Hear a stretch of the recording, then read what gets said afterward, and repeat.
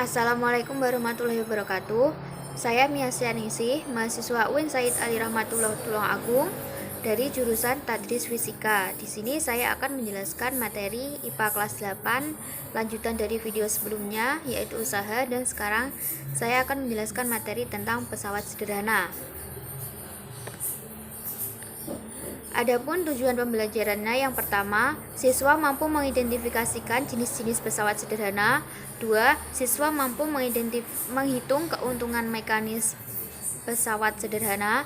3. Siswa mampu mengidentifikasi pesawat sederhana dan mengetahui rumus-rumus pesawat sederhana dalam kehidupan sehari-hari. 4. Siswa mampu mengidentifikasikan pesawat sederhana dalam sistem rangka. Adapun selanjutnya adalah pengertian pesawat sederhana. Pesawat sederhana adalah segala jenis perangkat yang hanya membutuhkan satu gaya untuk bekerja. Misalnya, untuk memindahkan beban yang berat ke tempat yang lebih tinggi, maka digunakan pesawat sederhana yaitu katrol dan bidang miring. Bisa dilihat pada gambar seorang anak perempuan menimba dengan katrol. Kemudian, seorang anak laki-laki menaikkan beban menggunakan prinsip bidang miring. Nah, pada prinsipnya, pesawat sederhana adalah alat untuk memudahkan kita melakukan sebuah usaha. Dengan besar usaha yang dilakukan adalah tetap. Selanjutnya, jenis-jenis pesawat sederhana. Yang pertama ada katrol. Katrol dapat merubah arah gaya. Berdasarkan tempat kedudukan katrol terbagi menjadi 3 jenis, yaitu katrol tetap, yaitu titik tumpu berada di antara beban dan titik kuasa, yang dapat dirumuskan sebagai berikut. Keuntungan mekanik sama dengan lengan kuasa dibagi dengan lengan beban sama dengan 1. Dapat dilihat gambar di samping, yaitu gambar katrol tetap. Dan yang kedua, katrol bergerak, yaitu beban berada di antara titik kuasa dan titik tumpu, yang dapat dirumuskan keuntungan mekanik sama dengan lengan kuasa dibagi dengan lengan beban sama dengan 2. Berikut gambar katrol tetap. Kemudian yang ketiga, katrol ganda, gabungan antara katrol tetap dengan katrol bergerak. Dapat dirumuskan keuntungan mekanik sama dengan jumlah dari tali. Berikut adalah di samping ada bentuk gambar katrol ganda.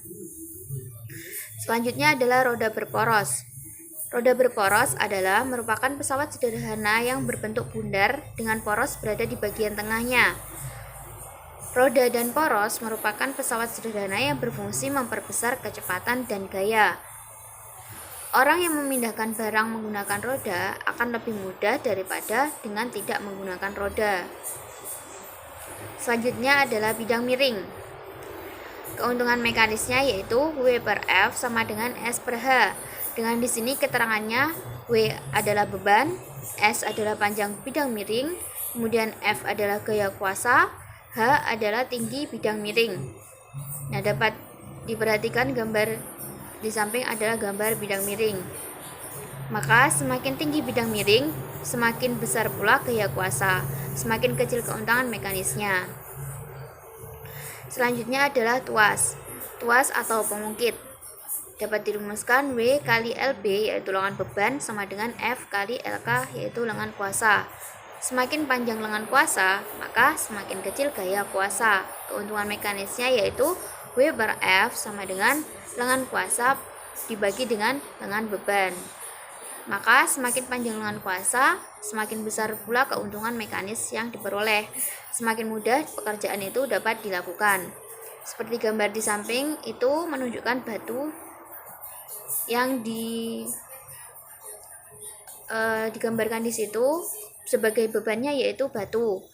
Maka bagian-bagian tuasnya yaitu TB itu adalah titik beban yaitu batu, dan TT itu adalah titik tumpu, dan TK adalah titik kuasa, W adalah beban, F sama dengan gaya kuasa, LB yaitu lengan beban, dan LK adalah lengan kuasa. Selanjutnya jenis-jenis pengungkit. Jenis-jenis pengungkit ini ada 3, yaitu jenis pertama, titik tumpu itu berada di antara beban dan titik kuasa. Contohnya adalah gunting, jungkat-jungkit, mencabut paku, tang, dan juga linggis. Terus untuk jenis yang kedua yaitu beban di antara titik tumpu dan titik kuasa. Contohnya adalah alat pemecah kemiri, gerobak roda 1, dan pemotong kertas. Yang ketiga adalah jenis ketiga, yaitu titik kuasa berada di antara titik tumpu dan beban. Contohnya sekop, pinset, dan cangkul. Dapat dilihat pada gambar di samping. Selanjutnya adalah pesawat sederhana dalam sistem rangka. Pesawat sederhana dalam sistem rangka. Di sini pada leher manusia, pada tubuh manusia juga terdapat prinsip pesawat sederhana. Nah, ketika kita sedang mendongakkan kepala ke atas, otomatis otot-otot leher kita itu bekerja. Jadi, leher sebagai titik tumpu, dagu sebagai posisi beban, dan otot leher bagian belakang itu sebagai titik kuasa. Dalam hal ini merupakan penerapan pengungkit jenis pertama, yaitu sebagai beban adalah dagu, terus untuk titik tumpunya adalah leher, dan titik kuasanya adalah otot leher bagian belakang.